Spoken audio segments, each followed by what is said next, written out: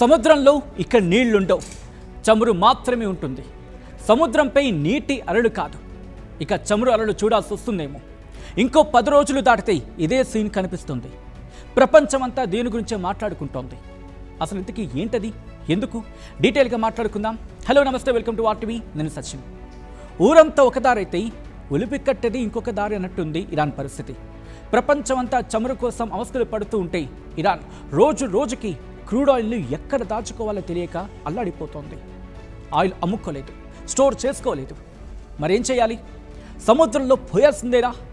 ప్రస్తుతానికైతే సముద్రంపై తేలియాడే అలలపై లక్షల లీటర్ల క్రూడ్ ఆయిల్ను నిల్వ చేస్తుంది ఇరాన్. సముద్రాన్ని తన స్టాక్ పాయింట్గా మార్చేసుకుంది. అయితే ఎలా అనే క్వశ్చన్ వస్తుంది, మాట్లాడుకుందాం.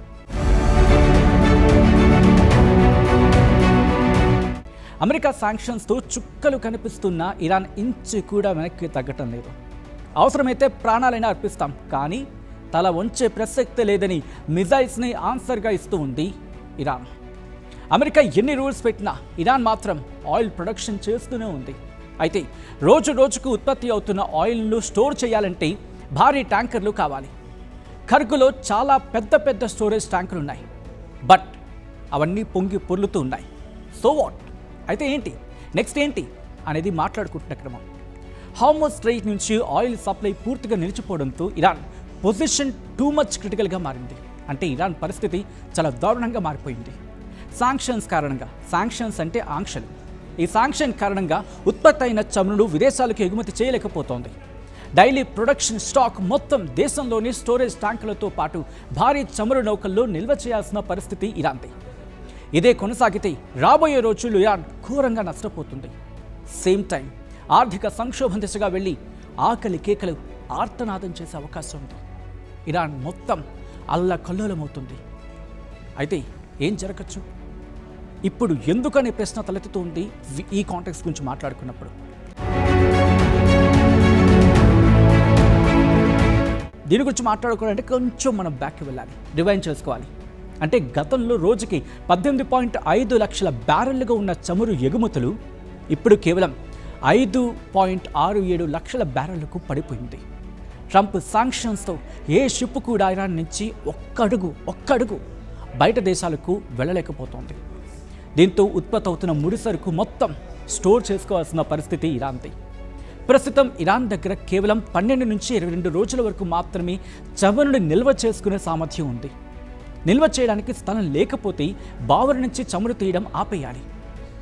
చమురు క్షేత్రాలను ఒక్కసారిగా మూసేస్తే భవిష్యత్తులో ఆ బావుల నుంచి చమురు తీయడం కష్టమవుతుంది. ఒక మాటలో చెప్పాలంటే ఇది ఇరాన్ ఇంధన రంగాన్ని శాశ్వత నష్టం కలిగించే మాట. ఇరాన్ బ్యాక్ బోన్పై ఆయిల్ స్ట్రైక్. ఇంకా గట్టిగా చెప్పాలంటే ఇరాన్ బ్యాక్ బోన్పై ఆయిల్ సర్జికల్ స్ట్రైక్ చేసినట్లే. రోజు రోజుకి పరిస్థితి సీరియస్గా మారిపోతుంది. సో ఇరాన్ ఇప్పటికే ఉత్పత్తిని తగ్గిస్తోంది. రోజుకి 27.5 లక్షల బ్యారెళ్ల ప్రొడక్షన్ నుంచి మే మధ్య నాటికి 12 నుంచి 13 లక్షల బ్యారెళ్లకు తగ్గించాల్సిన పరిస్థితి ఏర్పడనుంది ఇరాన్కు. అంటే సగం కంటే ఎక్కువ ప్రొడక్షన్ని ఆపేయాల్సి వస్తుంది. వేరే ఆప్షన్ లేదు, వేరే దారి లేదు వాళ్ళకి. మరి చమురు నిల్వ చేయడానికి ప్రస్తుతం భూమి మీద ఉన్న ట్యాంకులు నిండిపోయాయి. దీంతో ఏం చేయాలి? అందుకే ఇరాన్ భారీ చమురు నౌకలను సముద్రంపై నిలిపి వాటిలో ఉంచి వాటినే స్టోరేజ్ ట్యాంకులుగా వాడుతోంది. ఇంకా క్లుప్తంగా చెప్తే ఒక భారీ చమురు నౌకలను తీసుకొని సముద్రంపై ఒక ట్యాంకర్ లాగా లేకపోతే ఒక స్టోరేజ్ ట్యాంకర్ లాగా అక్కడే ఉంచేస్తోంది. అంటే ఆ నౌక ముందుకు వెళ్తూ ఇంకెక్కడికి వెళ్ళదు, ఆ స్టోరేజ్ ట్యాంక్గా మారిపోయి అక్కడే ఉంటుంది. అంతే, నీటి మీద తేలియాడుతూ ఉంటుంది. ఒక్క మాటలో చెప్పాలంటే సముద్రంపై అతిపెద్ద షిప్పుల్లో ఆయిల్ స్టోర్ చేస్తుంది ఇరాన్.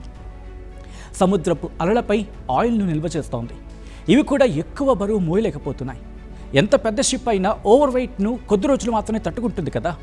లిమిట్ దాటితే ఏమవుతుంది? షిప్లో ఉన్న ఆయిల్ ట్యాంకర్లు బర్స్ట్ అవుతాయి. సెకండ్స్లో ఓడలు సముద్రంలో మునిగిపోతాయి. అప్పుడు ఇరాన్ కన్నీరు పెట్టుకోవడం తప్ప ఇంకేమీ చేయలేదు.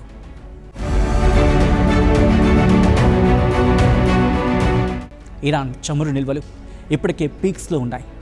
జనరల్గా 185 నుంచి 195 మిలియన్ బ్యారెళ్లు ఓడల్లోనే ఉన్నాయి.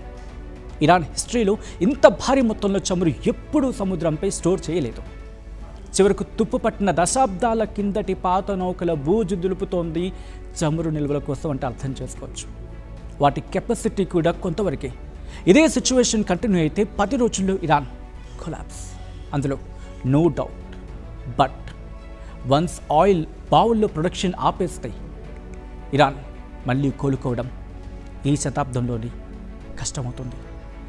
ఇరాన్ చమురు బావుల్లో ప్రొడక్షన్ ఒక్కసారి ఆపితే మళ్ళీ తెరవడం దాదాపు అసాధ్యం. అవి మన ఇంట్లోని నీళ్ల కుళాయి లాంటివి కాదు. ట్యాప్ ఆన్ చేయగానే రావడానికి, ఒకసారి క్లోజ్ చేస్తే శాశ్వతంగా పాడయ్యే ప్రమాదం కూడా ఉంది. భూమిలో నుంచి చమురు పైకి రావాలంటే నార్మల్గా ప్రెషర్ ఉండాలి. బావిని ఆపేస్తే ఆ ప్రెషర్ తగ్గిపోతుంది. ఇది టైర్లో గాలి మొత్తం పోయి టైర్ అతుక్కుపోయినట్లు అన్నమాట. మళ్ళీ దాన్ని రీస్టార్ట్ చేయడం 99% అసాధ్యం. చమురు ఉన్న చోటుకి భూగర్భ జలాలు రాకుండా ఒక బ్యాలెన్స్ ఉంటుంది. ఆ ప్రొడక్షన్ జరుగుతున్నంతసేపు ఇదే సిచ్యువేషన్ కంటిన్యూ అవుతుంది. బట్ ఒక్కసారి బావిని ఆపేయగానే ఆ ఖాళీల్లోకి నీరు చొరబడుతుంది. సో మళ్ళీ బావి ఓపెన్ చేసి చమురు ఉత్పత్తి చేయాలంటే ఆయిల్ బదులు మురికి నీరు మాత్రమే వస్తుంది. ఇరాన్ ఆయిల్లో జిగురు లాంటి పదార్థాలు ఉంటాయి. ఆయిల్ ఫ్లో ఆగిపోతే ఇవి పైపుల్లో గడ్డ కట్టుకుపోతాయి. అంటే ఒక మాటలో చెప్పాలంటే మన రక్తనాళాల్లో కొవ్వు పేరుకుపోయి బ్లాక్ అయినట్టుమాట. ఆ బ్లాక్స్ క్లీన్ చేయడం ఇరాన్ దగ్గర ఉన్న పాత టెక్నాలజీతో సాధ్యం కాదు. సింపుల్గా చెప్పాలంటే స్టంట్ వేయడం లాంటిది. అవును, ఇది చాలా లేటెస్ట్ టెక్నాలజీ. అంత సీన్ ఇరాన్కి ప్రస్తుతం అయితే లేదు.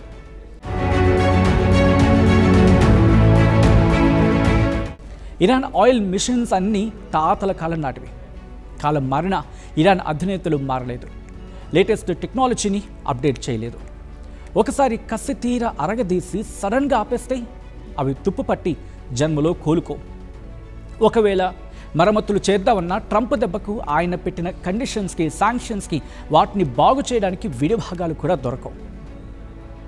అటువంటిది ప్రెజెంట్ ఇరాన్ కండిషన్. ఇలాంటి కండిషన్లో ఒక మాటలో చెప్పాలంటే ఇలా ఉంది ఇరాన్ పరిస్థితి అంటే ఉత్పత్తిని ఆపలేదు, ఆయిల్ని అమ్ముకోలేదు. ఒకే ఒక్క మాటలో గట్టిగా చెప్పాలంటే ఇరాన్ ఆయిల్ బావులను ఆపడం అంటే ఒక ప్రాణం ఉన్న మనిషిని కోమాలోకి పంపినట్లే. వాళ్ళు మళ్ళీ కోలుకోవడానికి దశాబ్దాలు పట్టచ్చు, లేదా అసలు తిరిగి రాకపోవచ్చు. అందుకే 2026 నాటికి ఇరాన్ చమురు రంగం కోలుకోలేని దెబ్బతినే అవకాశం ఉందని నిపుణులు హెచ్చరిస్తున్నారు. 2026 పూర్తయ్యేసరికి ఇరాన్ చమురు రంగం కోలుకోలేని దెబ్బతినే అవకాశం ఉందని చెప్పి నిపుణులు అంతగా గట్టిగా చెప్పడానికి కారణం అదే. మీరేమనుకుంటున్నారు? ఇరాన్ కోలుకుంటుందా? అమెరికా అటాక్ చేసినప్పుడు ఊహించని రీతిలో ప్రతిఘటనకు దిగిన ఇరాన్ ఇప్పుడు కూడా అటువంటి యుద్ధమే తన కోసం, తన ఉనికి కోసం పోరాడుతుందా? మీరేమనుకుంటున్నారు? కామెంట్ చేసే ప్రయత్నం చేయండి.